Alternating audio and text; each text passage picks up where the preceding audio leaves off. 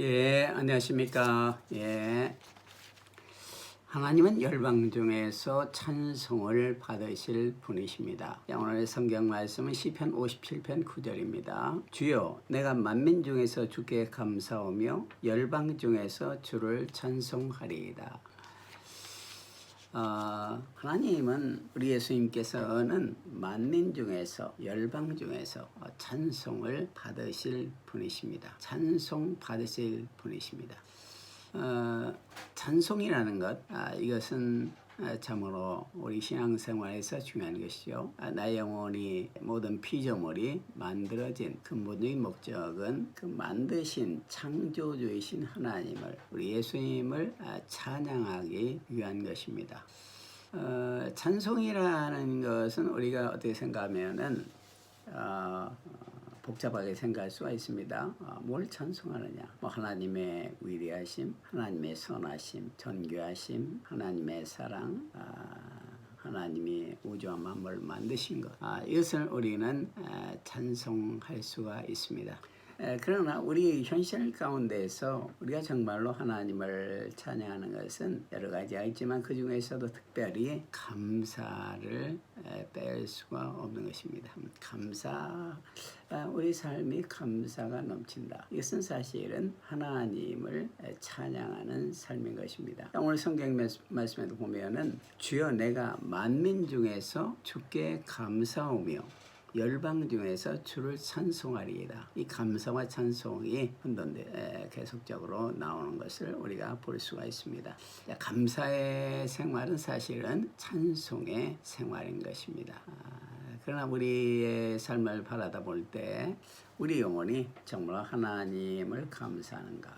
하나님께 감사하는가? 이것은 때로는 우리가 감사하지 못할 때도 많이 있고, 때로는 우리의 삶의 불만과 여러 가지 어두움에 쌓여 있을 때도 많은 것을 보는 것입니다. 그런데 오늘 성경 말씀은 주여 내가 만민 중에서 주께 감사하며, 그러니까 만민이라는 것은 이 지구상에 있는 모든, 또 이 우주 안에 있는 모든 그 사람들 중에서 모든 사람들이 주께 찬양할 필요가 있다. 찬양을 해야만 한다. 이것을 우리가 볼 수가 있습니다. 또 열방 중에서 주께 주를 찬송하리다. 열방이라는 것은 모든 나라인 것입니다. 지구상 위에는 많은 나라가 있죠. 크고 작은 나라가 있고 전쟁을 하는 나라가 있습니다. 그런데 모든 열방이 주님을 찬송해야 된다. 이렇게 말하고 있는 것입니다. 하나님은 열방 중에서 찬송을 받으실 분이신 것입니다. 우리 열방 중에서 찬송을 받으실 하나님이 성경에는 어떻게 나타나 있습니까? 왜 열방 중에서 우리는 주님을 찬양해야 되는 겁니까? 우리가 구약 성경에 보면은 하나님이 자기의 사랑하는 자녀들을 사랑을 가지고 인도하기 때문에 우리는 찬양을 해야 되는 것입니다. 우리의 삶이 지금 크고 작은 그리고 여러 모양의 인도함을 받고 있습니다. 우리의 삶이라는 것은 사실은 하나님의 인도의 과정이라고 볼 수가 있습니다. 각인을 여러 사람을 그 사람을 향한 하나님의 계획대로 인도하고 있습니다. 그런데 그 인도의 원칙에 있어서 중요한 것은 하나님이 아버지가 자기 사랑하는 아들을 사랑하고 아는것 같이 우리를 인도한다고 말하고 있습니다. 신명기서 1장 31절에 32절에 보면은 광야에서 너희가 당하였거니와 사람이 자기 아들을 아는 것과 같이 너희 하나님 여호와께서 너희가 걸어온 길에서 너희를 아느사 이곳까지 이르게 하셨나이다. 하나 이래 너희가 너희 하나님 여호와를 믿지 아니하였도다. 이렇게 기록이 되어 있습니다. 하나님은 우리를 인도하셨는데 어떻게 인도하셨느냐 하니까 사람이 자기의 아들을 아는것 같이 인도하셨다. 우리를 안으시고 아버지가 아들을 아는 것 같이 우리를 안으시고 이곳까지 지금 현재까지 인도하셨다 이 말인 것입니다.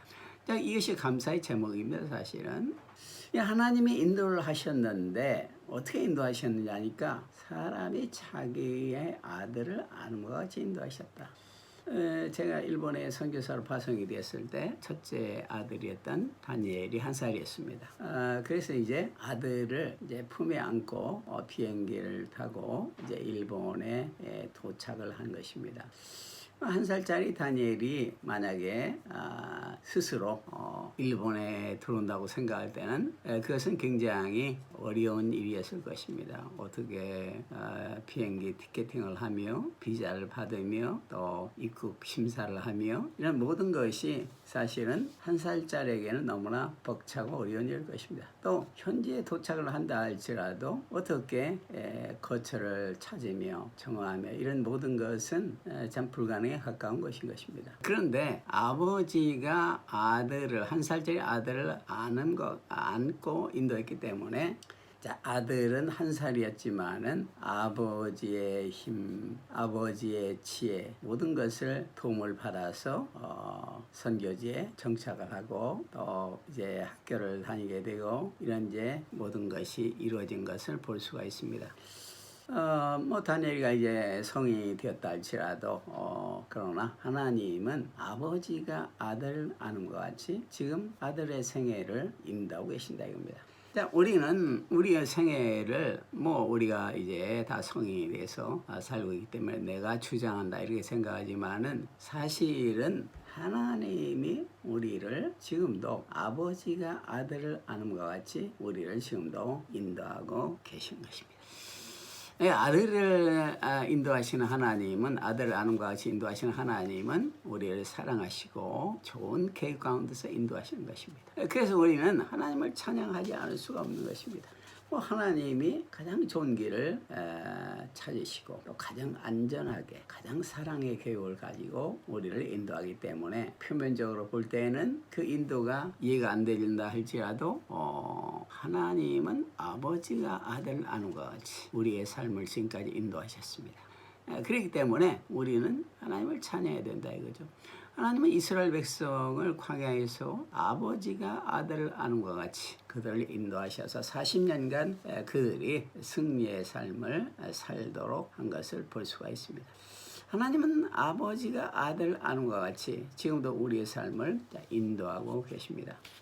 그 다음에 이제 신약성경에 보면은 하나님은 우리를 향해서 약속을 하시고 계획을 가지신 분이신데 그 약속과 계획, 좋은 약속과 계획이 예수님 안에서 모든 것이 성취되게 하시는 분이신 것입니다.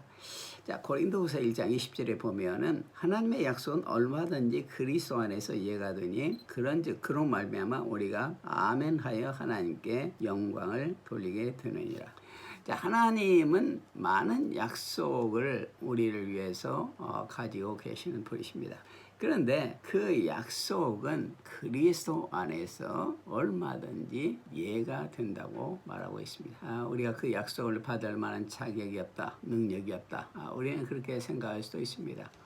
실력이 없다, 이렇게 생각할 수도 있습니다. 그러나 하나님이 하시는 모든 약속은 예수님 안에서 이해가 된다 이겁니다. 예수님 때문에 우리는 하나님의 모든 약속을 받을 수가 있는 것입니다. 왜냐하면 예수님은 우리의 죄를 다 용서하셨고 우리가 받아야 할 그 저주를 예수님의 십자가에서 다 받으셨기 때문인 것입니다. 예수님이 십자가에서 하신 일은 테텔스타이, 너의 죄값을 다 지불했다 선언인 것입니다. 예수님께서는 우리 죄값을 다 지불하시고 우리를 자유롭게 했기 때문에 죄와 저주에서 우리는 예수 안에서 자격을 얻게 되는 것입니다. 그래서 우리가 예수님을 생각하면은 우리는 감사가 나오고 찬양이 나오지 않을 수가 없는 것입니다. 하나님의 모든 약속이 예수님 안에 들어가면은 다 이해가 되기 때문에 그런 것입니다. 거꾸로 온다면은 하나님의 어떠한 약속도 예수 안에 들어가지 않는다면은 그것은 불확실하고 미확적인 것입니다. 그러나 예수 안에 들어갈 때 우리는 모든 약속을 성취받을 수 있고 또 그것을 인정하는 사람은 하나님께 영광을 돌리는 사람이 되는 것입니다.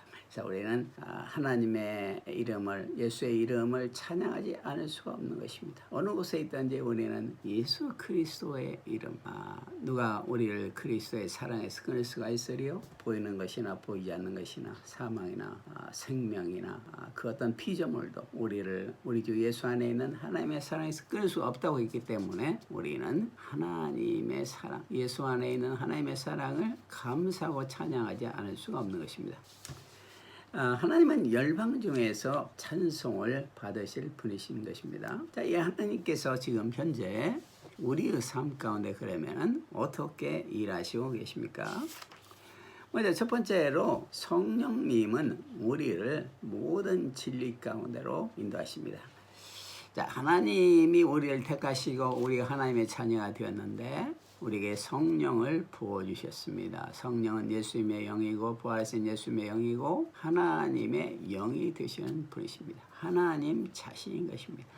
이 성령님은 우리 가운데 믿는 자들 위해 지금 부어주셨습니다. 영원토록 우리와 동행하고 계십니다. 나는 내 앞에 계신 주를 비었으며 그 안에 우편에 계심으로 내가 요동치 아니하리로다. 그러므로 내 마음은 기쁨이 넘치고 소망이 넘친다고 베드로는 고백을 했습니다. 성령을 받은 베드로는 고백을 했습니다. 성령님은 지금도 베드로에게 임하신 성령님은 우리에게도 지금도 끊임없이 임하시고 계십니다. 그런데 이 성령님은 우리를 모든 진리 가운데로 인도하시고 또 우리에게 장래를 알려주시고 지도하시는 분이신 것입니다. 성경 요한복음 16장 13절에 보면은 그러나 진리의 성령이 오시면 그가 너희를 모든 진리 가운데로 인도하시리니 그가 스스로 말하지 않고 오직 들은 것을 말하시며 장래일을 너에게 알리시리라. 성령님께서는 모든 진리 가운데로 우리를 인도하신다. 이렇게 말하고 있습니다.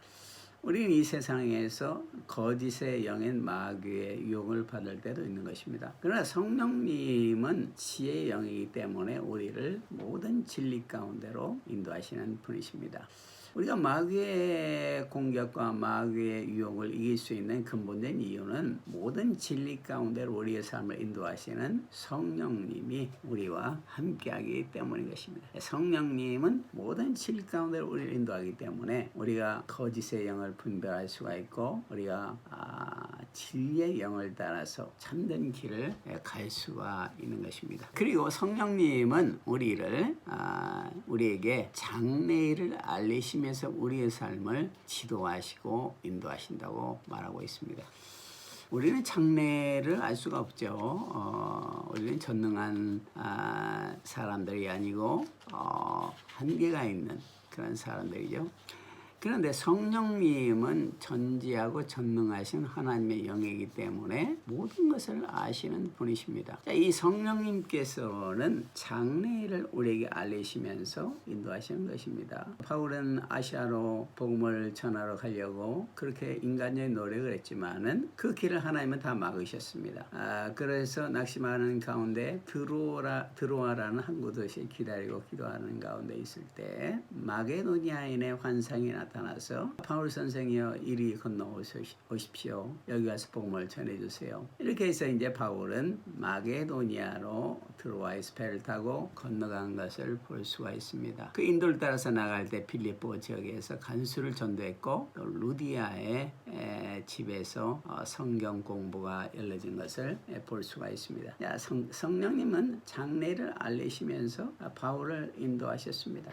성령님은 지금도 우리의 삶을 보여주시면서 확신을 가지고 우리의 목자로서 우리를 인도하고 계시는 것입니다. 그래서 우리는 하나님을 찬양할 수밖에 없는 것입니다. 우리의 삶이라는 것이 결국은 하나님의 계획의 성취의 과정이라는 것을 고백할 수밖에 없기 때문인 것입니다. 또한 하나님은 우리가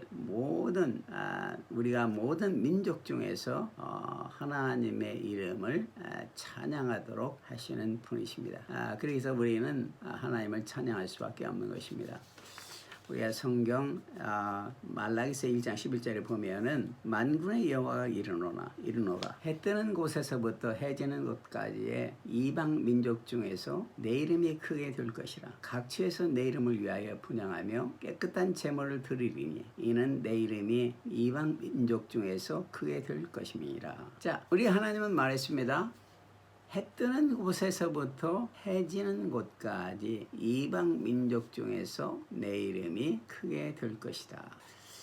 그리고 내 이름을 위해서 예배를 드릴 것이다. 이렇게 말을 했습니다. 사실 갈릴리 바다에서 문명의 어부로서 또 나사렛 가난한 가정의 목수로서 살았던 나사렛 예수님의 이름이 이토록 세계를 뒤덮고 가는 곳마다 교회가 세워지며 또 많은 순교자들이 나왔지만은 결국은 하나님의 나라가 확장되는 것을 볼 때 예수의 이름은, 하나님의 이름은 해 뜨는 곳에서부터 해 지는 곳까지 그 이름이 높이 됨을 우리가 볼 수가 있습니다. 예수님은 곧 하나님이시여 나를 본 자는 아버지를 봤다고 예수님은 필립 집사에게 말을 했습니다. 예수님의 이름은 온 세상에 높아져야 할 그런 이름인 것입니다. 이방 민족 중에 예수를 믿지 않는, 하나님을 믿지 않는 민족들이 창조주이신 하나님의 그 사랑을 깨닫고 우리의 죄를 용서하신 예수님의 사랑을 깨닫고 돌아오기를 원하시고 또 그것을 위해서 인류의 역사는 지금도 운행되고 있는 것입니다. 예수님은 해 뜨는 곳에서부터 해 지는 곳까지 그 이름이 크게 될 뿐이십니다.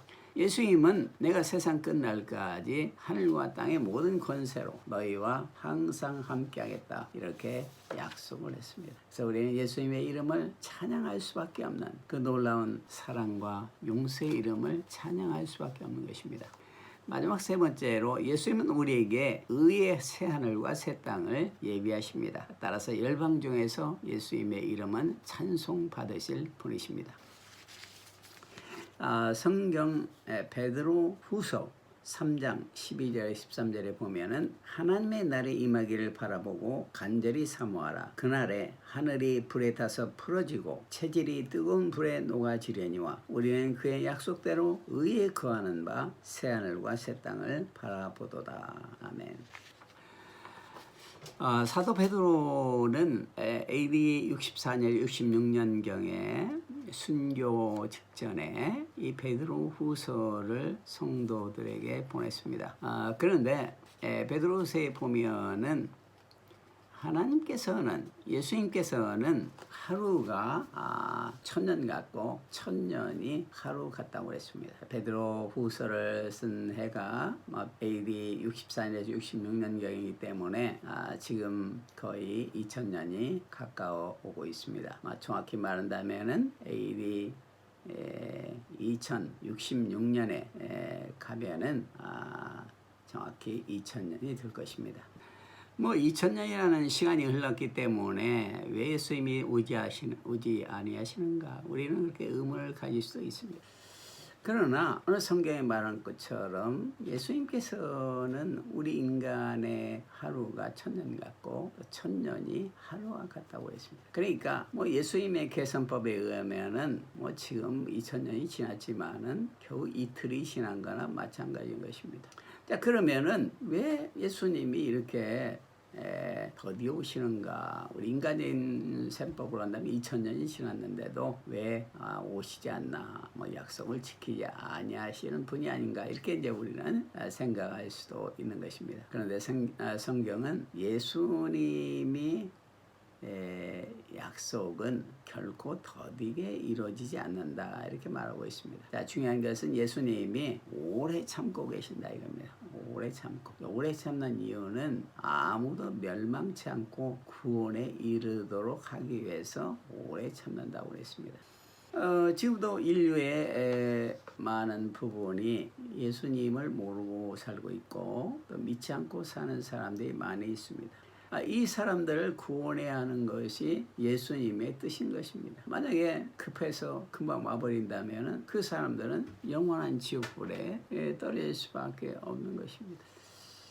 자, 우리 아는 사람들, 일가 친척 중에도 정말로 사랑하는 사람들이 있는데 그가 아직도 예수를 믿지 않는다면 우리에게 진실로 급하고 긴급히 해야 할 일은 그들에게 예수님의 사랑을, 예수님의 용서를, 십자가의 사랑과 죽음을 이기신 부활을 전해야 될 것입니다. 왜냐하면 예수님의 그 주의 용서와 사랑을 알지 못할 때 인간은 결국은 주의 저주 아래에서 영원한 그 불못에 떨어질 수밖에 없는 것입니다. 우리가 정말로 영혼을 사랑하고 그 사람을 사랑한다면은 영원한 불유황못에 그 영혼이 떨어지는 것을 원하지는 않을 것입니다. 예수님도 마찬가지인 것입니다. 예수님도 사랑하는 자신의 백성들이 한 사람도 멸망치 않고 구원에 이르도록 그 날을 계산하고 있는 것입니다. 그러나 주님의 재림은 반드시 이루어집니다. 주의 날이 도적과 같이 임한다고 성경은 말하고 있습니다. 도적이 예고하고 오진 않죠. 어느 때 올지 모르는데 방심하고 있을 때 도적은 우리의 삶에 들어오는 것입니다.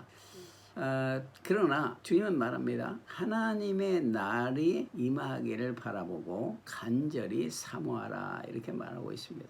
우리는 하나님의 날이 임하기를 지금 사모하고 있습니까? 성경은 간절히 사모하라 이렇게 말하고 있습니다. 하나님의 예수님께서 임하기를 간절히 사모하라 이거죠. 그때는 어떤 일이 일어나냐니까 하늘이 불에 타서 풀어져 버린다 이거죠.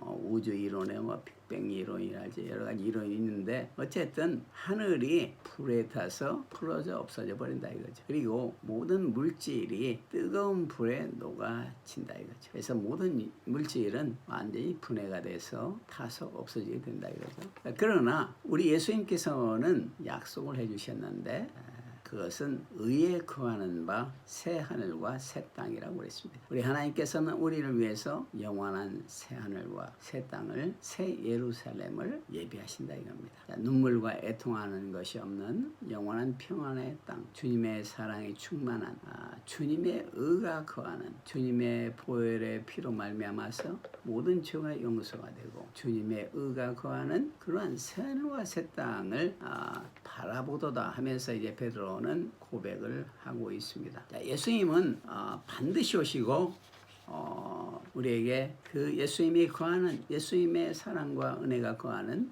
영원한 새 하늘과 새 땅을 우리에게 소유로 주신다고 말씀하고 있습니다.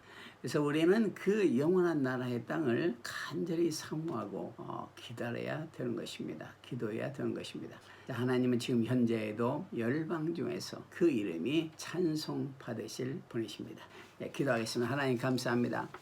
열방 중에서 이름이 찬송받으실 하나님, 새하늘과 새 땅을 예비하시고 주님의 십자가에 흘리신 보혈로 말미암아서 영원한 의가 거하는 그 새하늘과 새 땅을 예비하신 예수님, 우리의 현실은 아버지와 같은 주님의 사랑에 인도하심을 믿습니다. 우리는 항상 우리 현실을 감사하고 찬양하고 나갈 수 있도록 인도하여 주시옵소서. 주여 감사를 드립니다. 예수님 이름으로 기도드립니다.